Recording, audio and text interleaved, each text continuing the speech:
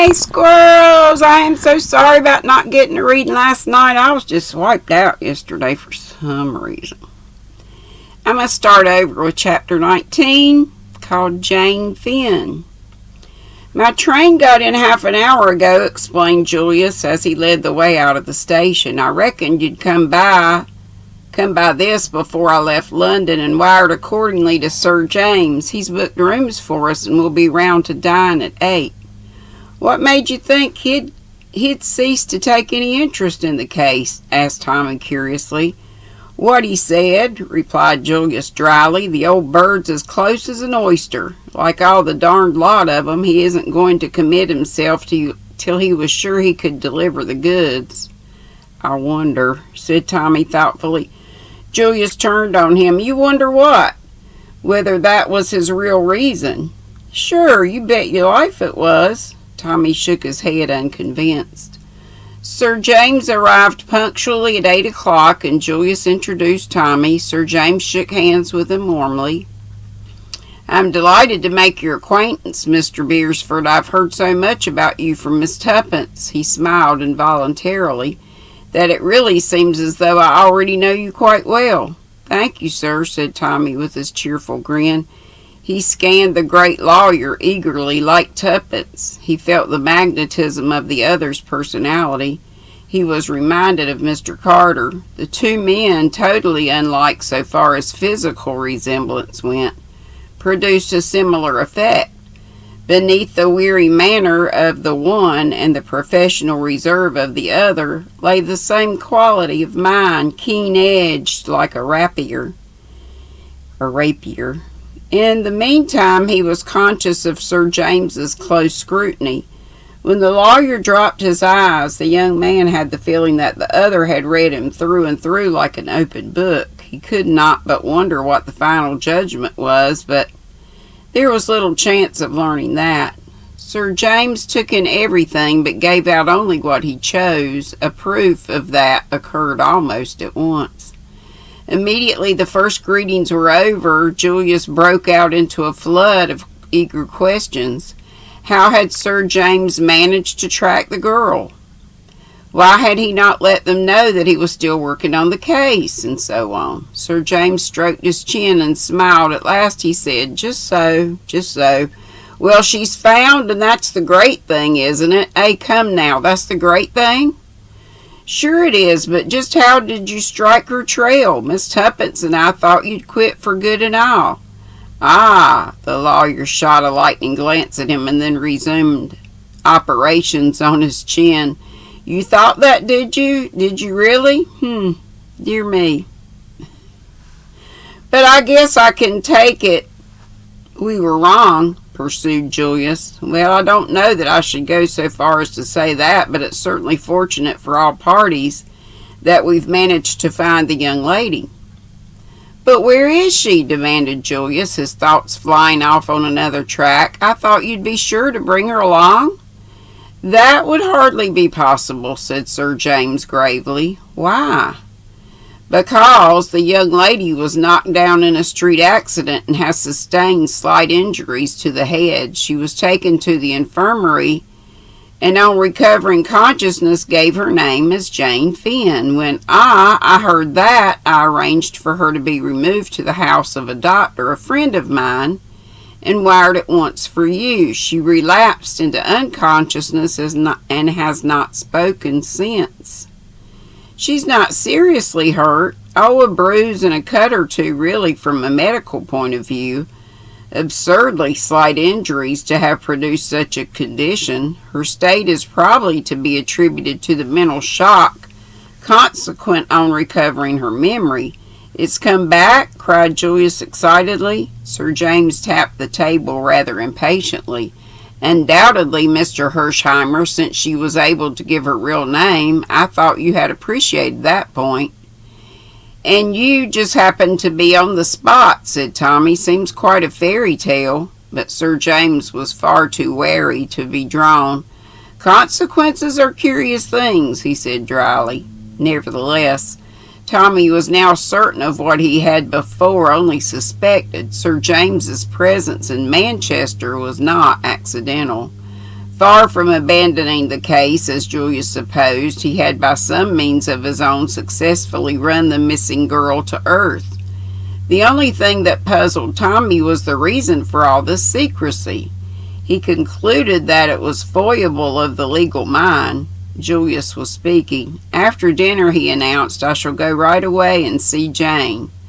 "That will be impossible, I fear," said Sir James. "It's unlikely they would allow her to see visitors at this time of the night. I should suggest tomorrow morning about 10 o'clock. Julius flushed. There was something in Sir James which always stirred him to antagonism. It was a conflict of two masterful personalities. "All the same, I reckon I'll go round there tonight and see if I can't ginger them up to break through their silly rules." "It would be quite useless, Mr. Hersheimer." The words came out like a crack of a pistol, and Tommy looked up with a start. Julius was nervous and excited. The hand with which he raised his glass to his lips shook slightly, but his eyes held Sir James defiantly. For a moment the hostility between the two seemed likely to burst into flame, but in the end Julius lowered his eyes, defeated. "For the moment, I reckon you're the boss." "Thank you," said the other. "We will say 10 o'clock then?" With consummate ease of manner he turned to Tommy. "I must confess, Mr. Beresford, that it was something of a surprise to me to see you here this evening. The last I heard of you was that your friends were in grave anxiety on your behalf. Nothing had been heard of you for some days, and Miss Tuppence was inclined to think you had got into difficulties, to say the least." "I had, sir," Tommy grinned reminiscently. "I was never in a tighter place in my life." Helped out by questions from Sir James, he gave an abbreviated account of his adventures. The lawyer looked at him with a renewed interest as he brought the tale to a close. "You got yourself out of a tight place very well," he said gravely. "I congratulate you. You displayed a great deal of ingenuity and carried your part through well." Tommy blushed, his face assuming a prawn-like hue at the praise. "I couldn't have got away but for the girl, sir." "No?" Sir James smiled a little. "It was lucky for you she happened to take a fancy to you."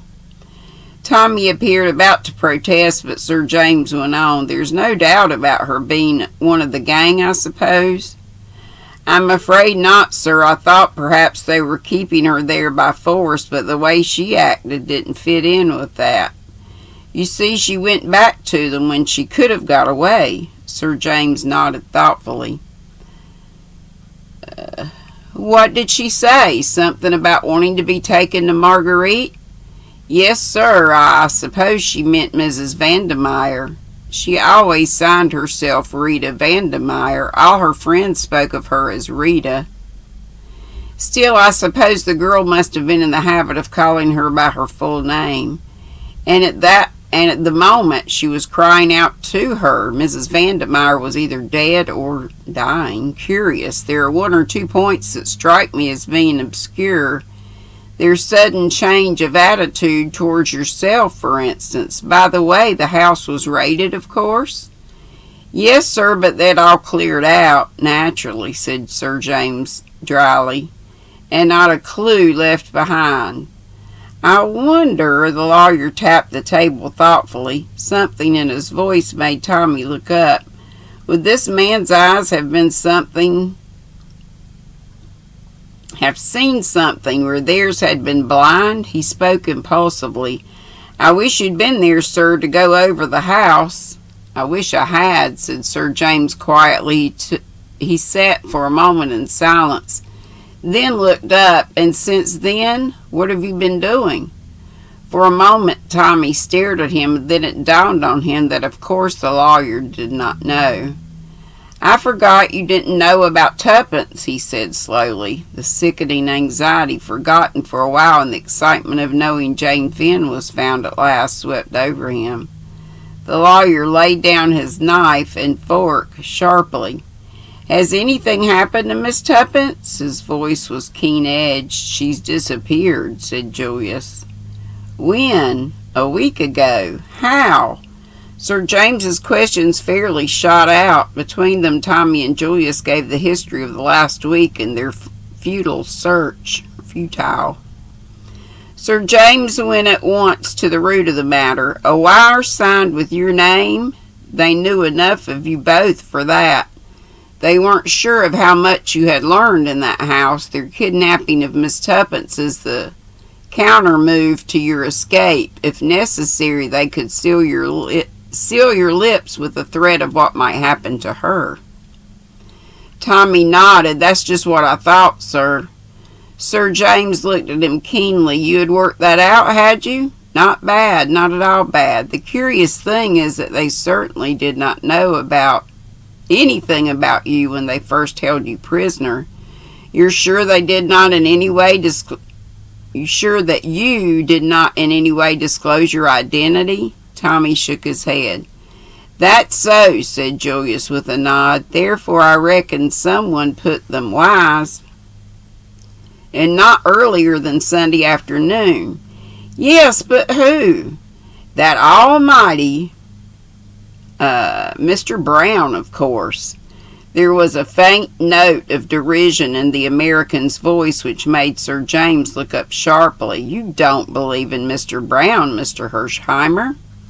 No, sir, I do not, returned the young American with emphasis. Not as such, that is to say. I reckon it out that he's a figurehead, just a bogey name to frighten the children with. The real head of this business is that Russian chap, Kramanin. I guess he's quite capable of running revolutions in 3 countries at once if he chose. The man Whittington is probably the head of the English branch. I disagree with you, said Sir James shortly. Mr. Brown exists. He turned to Tommy. Did you happen to notice where that wire was handed in? No, sir, I'm afraid I didn't. Got it with you? It's upstairs, sir, in my kit. I'd like to have a look at it sometime. No hurry, you've wasted a week. Tommy hung his head. A day or so more is immaterial. We'll deal with Miss Jane Finn first. Afterwards, we'll set to work to rescue Miss Tuppence from bondage. I don't think she's in any immediate danger. That is, so long as they don't know that we've got Jane Finn and that her memory her memory has returned. We must keep that dark at all costs, you understand? The other two assented, and after making arrangements for meeting on the morrow, the great lawyer took his leave. At 10 o'clock, the 2 young men were at the appointed spot. Sir James had joined them on the doorstep. He alone appeared unexcited. He introduced them to the doctor. Mr. Hersheimer, Mr. Beerford, Dr. Roy Lance. How's the patient? Going on well, evidently no idea of the flight of time. Asked this morning how many had been saved from the Lusitania. Wasn't in the papers yet? That, of course, was only what was to be expected. She seems to have something on her mind, though. I think we can relieve her anxiety. May we go up? Certainly.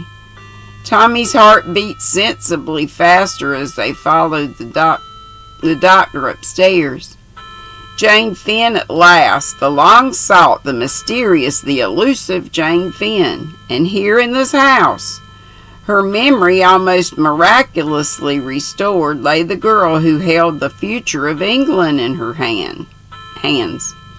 A half-groan broke from Tommy's lips. If only Tuppence could have been at his side to share in the triumphant conclusion of their joint venture. Then he put the thought of Tuppence resolutely aside. His confidence in Sir James was growing. There was a man who would unerringly ferret out Tuppence's whereabouts. In the meantime, Jane Finn. And suddenly a dread clutched at his heart. It seemed too easy. Suppose they should find her dead, stricken down by the hand of Mr. Brown. In another minute he was laughing at these melodramatic fancies. The doctor held open the door of a room, and they passed in. On the white bed, bandages round her head, lay the girl. Somehow the whole scene seemed unreal. It was so exactly what one expected that it gave the effect of being beautifully staged. The girl looked from one to the other, then with large wondering eyes, Sir James spoke first. Miss Finn, he said, this is your cousin, Mr. Julius P. Hersheimer. A faint flush flitted over the girl's face as Julius stepped forward and took her hand. How do, Cousin Jane, he said lightly, but Tommy caught the tremor in his voice. Are you really Uncle Hiram's son? She asked wonderingly, her voice with the slight warmth of the Western accent had an almost thrilling quality. It seemed vaguely familiar to Tommy, but he thrust the impression aside as impossible. Sure thing. We used to read about Uncle Hiram in the papers, continued the girl in her low, soft tones. But I never thought I'd meet you one day. Mother, I figured it out. Mother figured it out that Uncle Hiram would never get over being mad with her. The old man was like that, admitted Julius, but I guess the new generation's sort of different.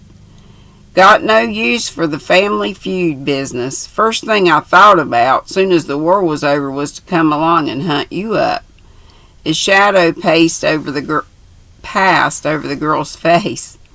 They've been telling me things, dreadful things, that my memory went, that there are years I shall never know about, years lost out of my life. You didn't realize that yourself? The girl's eyes opened wide.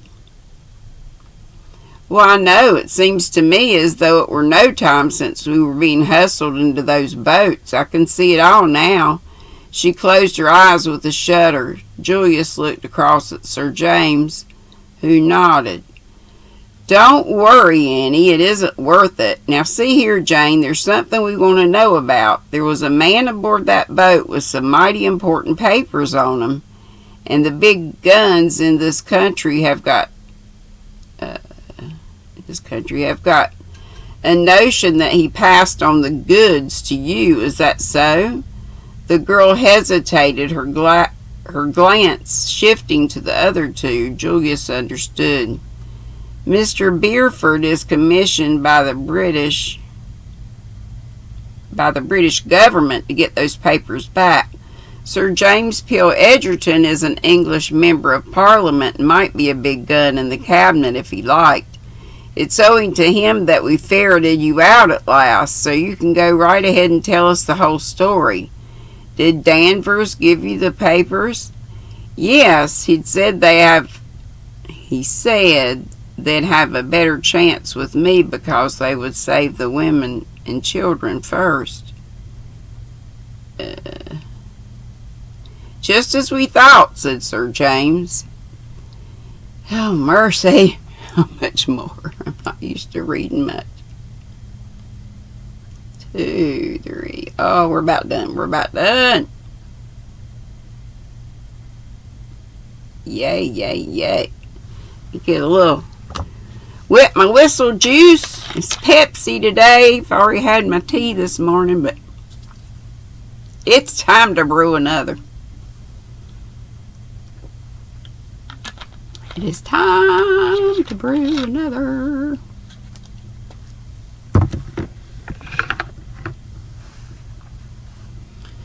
He said they were very important, that they might make all the difference to the Allies, but if it's all so long ago and the war's over, what does it matter now? I guess history repeats itself, Jane. First there was a great hue and cry over those papers, then it all died down, and now the whole caboodle started all over again, for rather different reasons. Then you can hand them over to us right away? But I can't. What? I haven't got them. You haven't got them? Julius punctuated the words with little pauses, so he really said, You haven't got them? No, I hid them. You hid them? Yes, I got uneasy. People seemed to be watching me. It scared me badly. She put her hand to her head. It's almost the last thing I remember before waking up in the hospital. "Go on," said Sir James in his quiet, penetrating tones. "What do you remember?" She turned to him obediently. "It was a holy head. I came that way. I don't remember why." Holyhead all together. It was at Holyhead. I came that way. I don't remember why. "That doesn't matter. Go on." "In the confusion on the quay, I slipped away. Nobody saw me. I took a car, told the man to drive me out of town. I watched when we got on the open road. No other car was following us. I saw a path at the side of the road. I told the man to wait." She paused, then went on. "The path led to the cliff and down to the sea between big yellow gorse bushes, and they were like golden flames. I looked round. There wasn't a soul in sight, but just level with my head there was a hole in the rock. It was quite small. I could only just get my hand in, but it went a long way back. I took the oilskin packet from round my neck and shoved it right in as far as I could. Then I tore off a bit of gorse, but did it prick, and plugged the hole with it so that you'd never guess there was a crevice of any kind there. Then I marked the place carefully in my own mind so that I'd find it again. There was a queer boulder in the path just there, for all the world like a dog sitting up begging, and I went back to the road. The car was waiting, and I drove back. I just caught the train. I was a bit ashamed of myself for fancying things maybe, but by and by I saw the man opposite me wink at a woman who was sitting next to me, and I felt scared again and was glad the papers were safe. I went out in the corridor to get a little air. I thought I'd slip into another carriage, but the woman called me back and said I'd dropped something. And when I stooped to look, something seemed to hit me here. He placed her hand to the back of her neck. I don't remember anything more until I woke up in the hospital. There was a pause. "Thank you, Miss Finn." It was Sir James who spoke. "I hope we've not tired you." "Oh, that's all right. My head aches a little, but otherwise I feel fine." Julia stepped forward and took her hand again. "So long, Cousin Jane. I'm going to get busy after those papers, but we'll be back in 2 shakes of a dog's tail, and I'll tote you up to London and give you the time of your young life before we go back to the States. I mean it. So hurry up and get well." That's all of Chapter 19. Chapter 20 is called Too Late. Oh no. We know Tuppence has to be alright though, because we read book 2 first, I think, and then this one, so we know she's going to be alright. I wish we'd read them in order, but I didn't know. Live at 5 today, and y'all get a sneak peek of the fiber of the day. It's some of my favorite. Unforgettable is my favorite, but it's Lion Brand Landscapes. It's just the same. Roving, beautiful colors, but much less yardage. Unforgettable, I want to say somewhere around 270 yards, and this is 147, I want to say. Yep. 147 yards. And this colorway is Volcano. Of course it is. It's beautiful.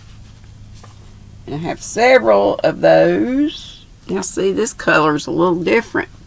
See more of this. And I guess this other one's got it in here. You just don't see it. Here it shows how it works up.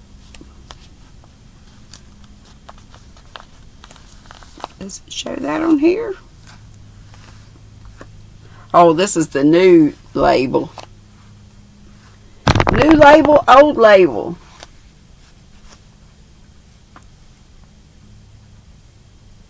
So the new label shows that. I do love that color in there too, though. Anyway, that's gonna be the fiber of the day. So y'all get little perks like that. Beautiful needles. I think these go in my